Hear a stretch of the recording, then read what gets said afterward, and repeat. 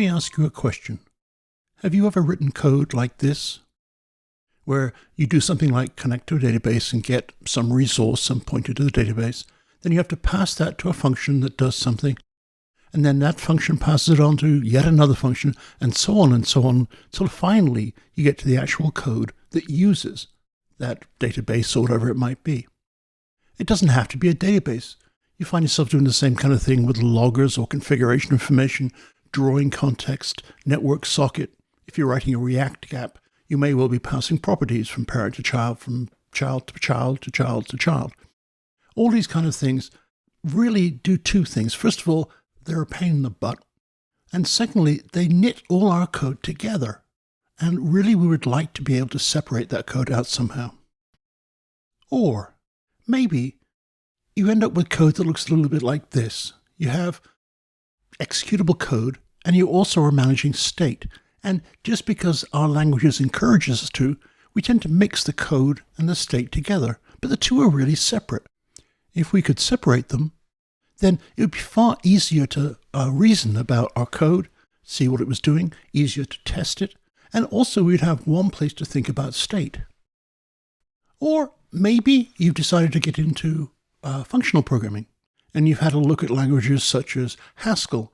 And in order to be able to handle stateful things, or so-called effects, in Haskell or most of these pure functional languages, we have to drop down into the world of monads, which, okay, is learnable, but it certainly isn't easy to approach.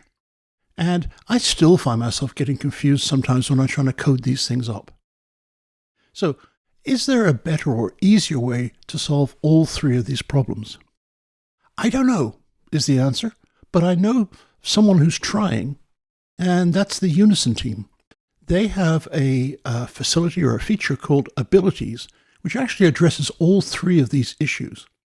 Abilities basically allow you to specify code that has an effect or has side effects, which typically means code that changes state of something. And you can package that code up separate from the code that does the rest of the work. Let's look at how that hangs together by looking initially at something simple like a logger. So a logger has an effect. It will output something to your screen or to a network socket, or maybe it's building up an in-memory set of log messages. Whatever it might be, it actually has a side effect. So we're going to define our logger as a Unison ability, and it's going to provide functionality for us. In this case, it's very simple. It's just going to provide a function called log. Then what we want to do is to implement that logger. So we're going to separately implement maybe a console logger. And that, as I say, is an implementation of log. And we're also going to implement maybe a network logger. Again, it's an implementation of logger. So you can think about this as the ability specifying an interface, and then the implementations being, well, implementations. Then when it comes time to use this, maybe we'd have code like this, and we're using our logger, we're just calling log. So the first function there calls log starting. It then calls the second function, and the second function calls log connect. And we are going to associate our function with a particular implementation using that handle line down the bottom there. So we're going to say handle my app with, in this case, console logger. And what that's going to do is it's going to effectively decorate that function to say this function operates in the context of the logger ability. And the fact that we said handle my app with console logger means that the particular implementation we're using is console logger. So at runtime, as we call these log functions, automatically they're going to go out to our console logger implementation and do whatever they have to do, and then it's going to return back to that place in the program. And it doesn't matter if I do it from my app or something that my app has called. That ability is available for the lifetime of the execution of my app, no matter how many levels deep in function call you are.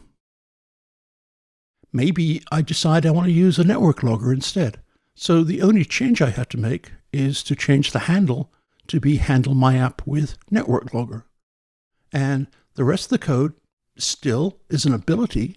It's using the ability interface, so it doesn't have to change because I've switched to using a network logger. And now all of the calls are going to go to that network logger instead.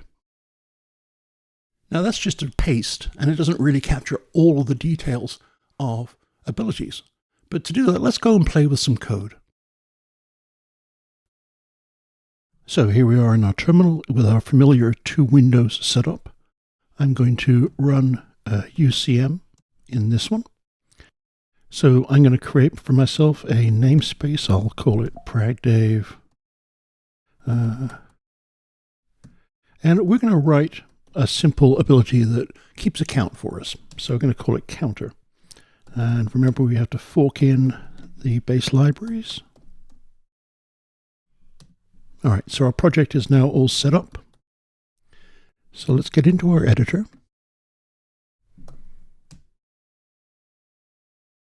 And we're going to start off by declaring our ability. So we want a unique ability, and we'll call it counter. I like to lay it out like this.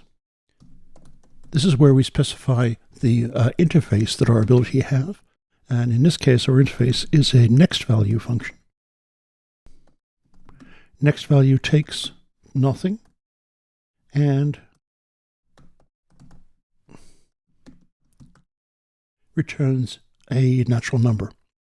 But then we have this kind of weird function arrow, because associated with it, we have some braces and the name counter. What this is saying is that our next value function operates in the context of the counter ability. Now you could argue that it can tell that from the fact we've defined it inside the counter ability, but actually that's not quite true. We could have multiple abilities there or none at all. So in this case, we're saying next value operates inside counter and it returns a natural. And that's all we have to do for our ability definition. So if we save that away and look over in the UCM window, then we've actually correctly added a unique ability counter. So now it's time to create an implementation for our counter. And again, you can have multiple. We'll just use the obvious one for now. So we'll implement counter.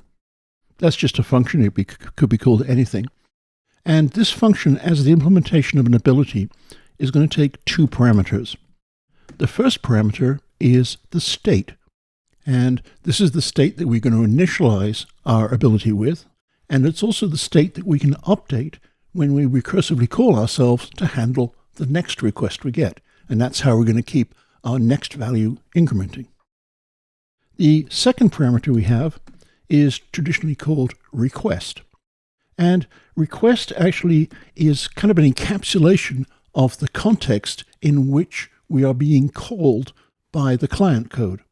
So you might think, well, hang on, we're calling next value in the client. Why can't we just call next value in the ability? And the reason is the ability needs more information than that. It needs to be able to do things like return a value to the caller, but also update our state. So it can't just do a simple return or anything like that. So the request is kind of an encapsulation of all of that information. The processing of the ability is really just a question of decoding what that request has in it. So we're going to match that request with, and the first thing we'll do is have a look at the call to next value. And that's going to be passed to us with a slightly strange convention. There's the name of our function that's being called, and right now it's taking one parameter, and we'll work out why in a second. And we're also going to get past a resume value, and resume is what we call to get the original code to start running again. So the idea here is that if resume gets called, you pass it a parameter, that parameter becomes the value of the original next value call in our client. Now, you can't just do resume value. Remember, value is our state. You can't just do resume value because that's not going to allow you to update the state, and it's also not setting us up for the next call into our ability. So we know how to associate an ability with a function, and that is we can say handle. So we're going to handle the resuming of our client code with ourselves. So that's going to be implement counter. And remember, we're going to have a state here, and this is where you have the opportunity to increment our value. That's pretty cool. Now there's one more case we have to handle, and that's the case where we've finished executing that client code. It's got to the bottom. There's no more next value to call. So that block has returned some kind of value. We have to pick that value up and pass it on so that it becomes the value of the overall wrapped function. And so we're going to have some kind of result value here. Doesn't matter what it is. And we're just going to return that as it is unchanged. Potentially we could change that if we wanted to, but we don't. Okay, so there's our implementation done. Let's try saving that away. Oh, I got something wrong here. I forgot to put the arrow, right?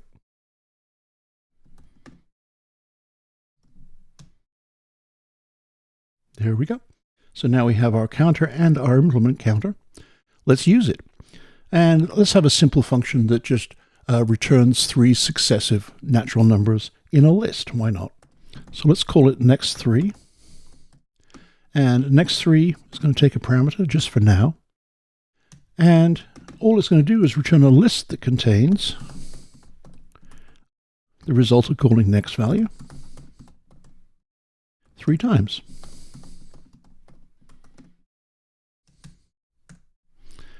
And we can try calling that to see what happens. So we'll say, passing in a dummy parameter. So let's see what happens here. Over here in UCM, it says the expression in red needs the counter ability, but this location does not have access to the abilities. So here, where we're calling next3, we are not actually associating any particular implementation of counter with that call. And to do that, we're going to say handle next3 with, and then our implementation, and we'll pass in an initial state. Let's make it 0. And now, as if by magic, we've returned 0, 1, 2. So each successive call to next value is returning the next number, and it's doing that because next value is generating a request into our implementation up here, and that request is going to resume using our current state, which starts out at 0, and then we're going to rerun this handler, but with a new state, which is value plus 1. So then the next time it gets called, that value is going to be 1, and then it becomes 2 for here. And if we were to change that initial state, say make it 97, and then we get 97, 98, 99. Pretty cool. Now remember I talked about the fact that we have this dummy parameter for next3. And the reason for that is that I need next3 to be a function, because I need to be able to defer the evaluation of it until we get down to this handle call. But if I was just to write next3 equals, then what I've done is defined a value, and it's going to evaluate that immediately, which it can't do because it doesn't know what implementation of next value is. So I need to make this into a zero-arity function. If you go over here to the UCM, you'll see that right now it is actually a singularity function. It's got this for any type, then that type returns a counter nat. So I want to turn this into a singularity function. There's a couple of ways of doing that. The way I kind of like is to use the do keyword. And all do does is defer the execution. So basically it turns it into a zero-arity function.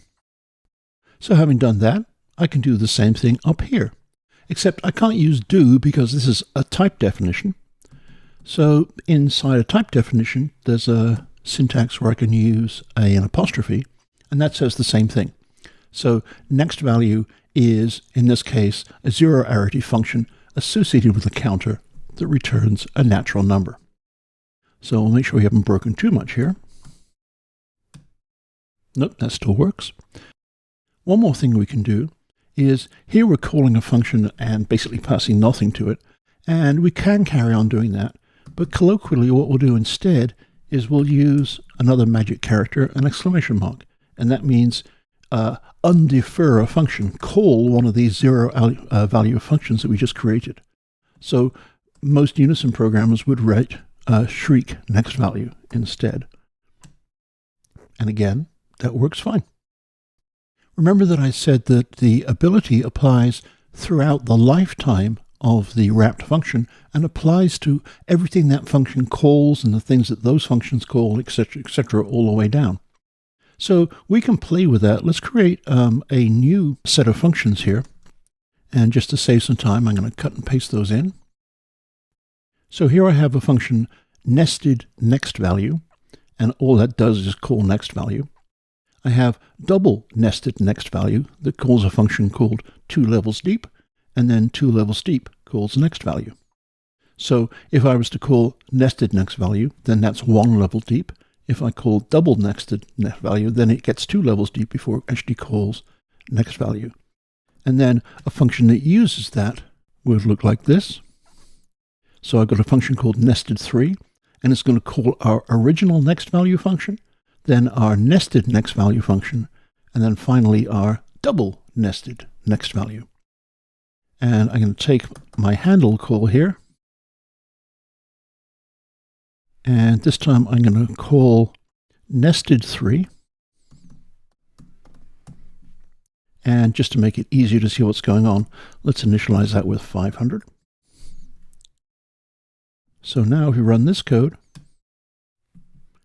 we have 500, 501, 502. So next value here is actually the next value that is associated with this particular counter implementation. And it doesn't matter how far deep in the call stack we are, it finds it successfully. Okay, so we can get rid of that stuff for now.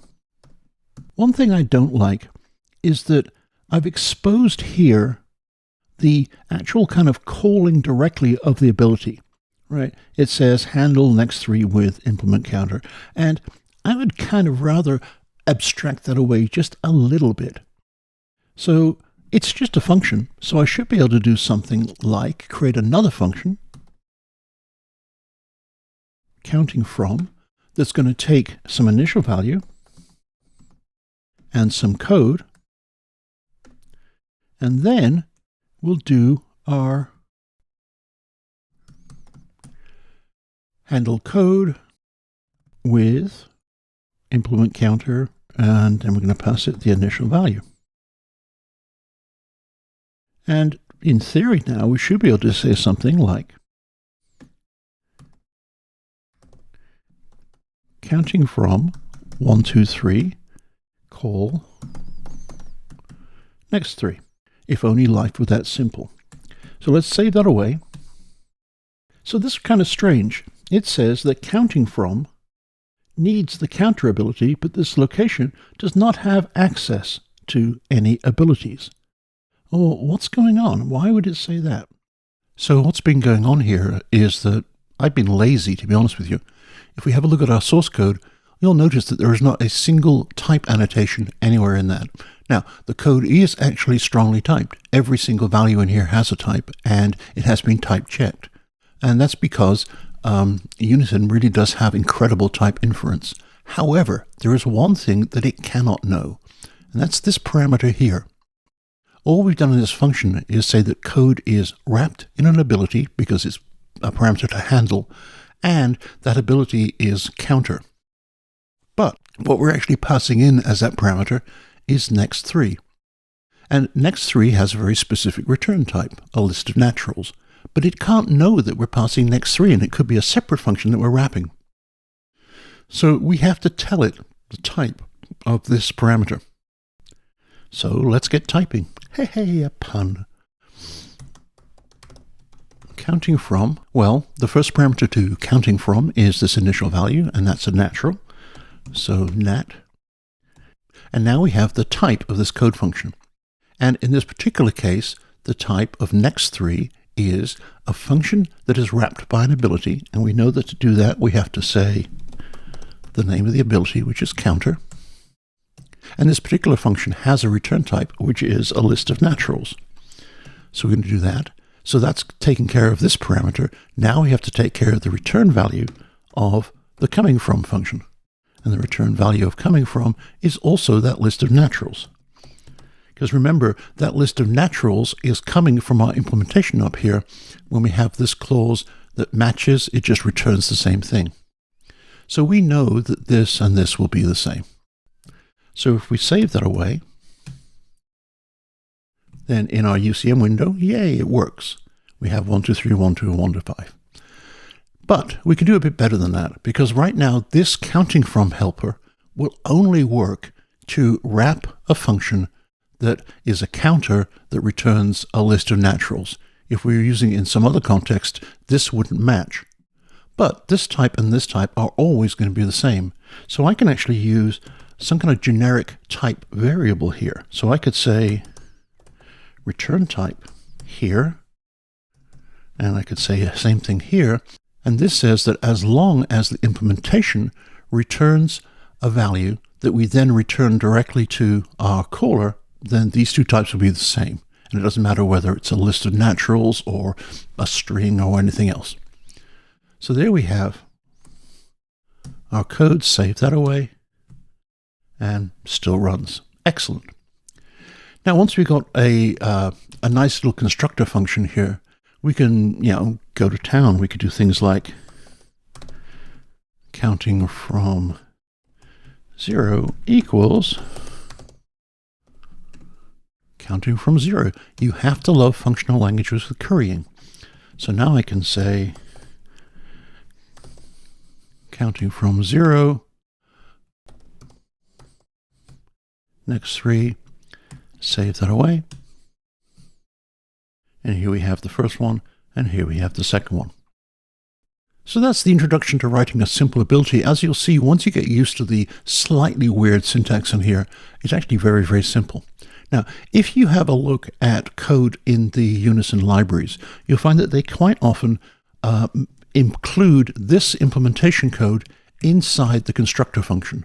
So what that means is we take implement counter and we move it down here into our counting from constructor, and obviously indent it a little bit. And that works because this is a self-contained function that is never called from the outside world once we have this constructor function. And notice again, the constructor has to end with that handle simply because that's what we had before we included this code in it. So if we save that away now, it still runs absolutely fine. As I say, that's what you'll see most of the time in Unison code. I think at this point, it's easier to separate the two out so you can sort of see the two different functions that are taking place here. So I'm going to go and move that back up there just because.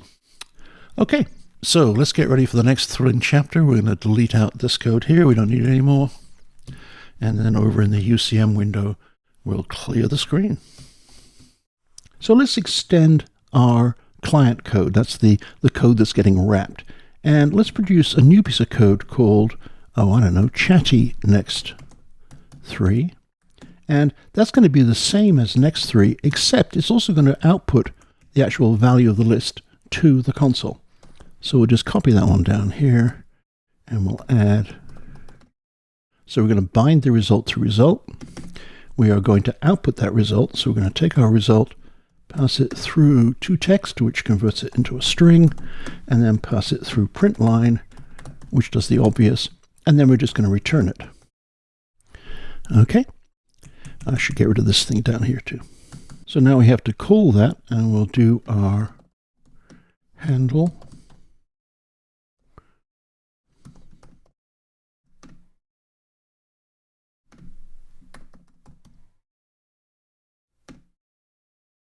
And let's pass in, 99, why not? And let's see what happens. So I'm going to save that away. Oh, the expression in red needs the exception ability. What's going on? Well, if you've used any functional programming language in the past, you'll know that things like input and output have obviously got side effects. I mean, they're changing in the real world. You don't get a bit bigger side effect than that. So in something like Haskell, you would actually have to wrap that all in an I/O monad to get it to work. In Unison, it's kind of the same. You're going to use an I/O ability, and that's built into the language. So that's not a problem. We can actually do that. We also need to give it the exception ability because, well, I/O generates exceptions. So we actually have to put 3 abilities onto this. And to do that, I'm going to add a type definition. So chattynext3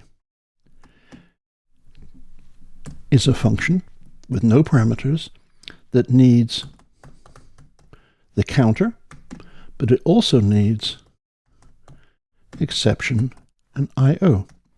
And its return value is a list of natural numbers.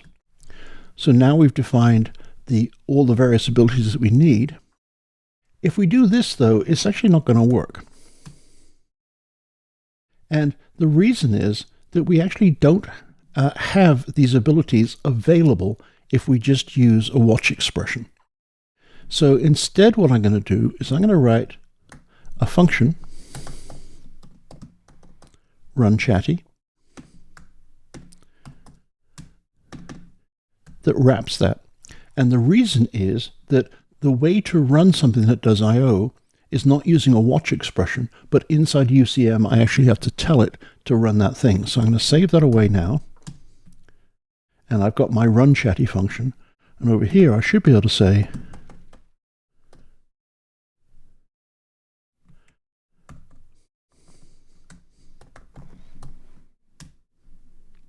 and there we go. So we've actually successfully done I/O. This is the result of the print line, and then here's the actual value of the function, which is the same. Cool. Now, remember I said, I don't like using this handle call. I'd much rather use counting from. So let's actually change that.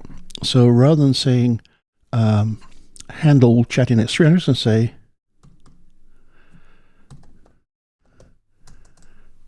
counting from, let's say 1, 2, 3. That's our initial value. And then we're going to call chatty next 3. So we'll save that away. Now, here we have a problem because it realizes that chattynext3 needs these abilities, exception and counter. But we've got them here. We've actually added them. Chattynext3 has exception and counter. But the problem is that our helper here, counting from, is quite happily returning just the function result. It's ignoring the fact that we may have other abilities on this call. Now, what I could do here is I could actually add I/O and exception, etc. But that would be bad because it would mean it wouldn't work unless I also had I/O and exception on everything I called. It wouldn't be the correct type. Fortunately, we have the ability to pattern match on any other abilities. I call that the REST parameter.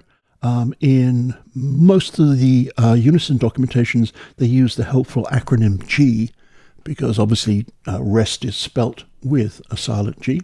So what's going to happen now is that our counting from is going to remove the counter ability, but it's going to leave the rest.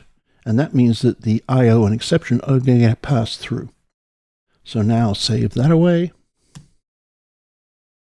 And it compiled. Let's see if it runs. Runs great. Okay. There's a lot to unpack here. And honestly, I don't expect you to be able to sit down and write ability code based on this. What I wanted to do, though, is to show you how relatively simple it is to extend our languages.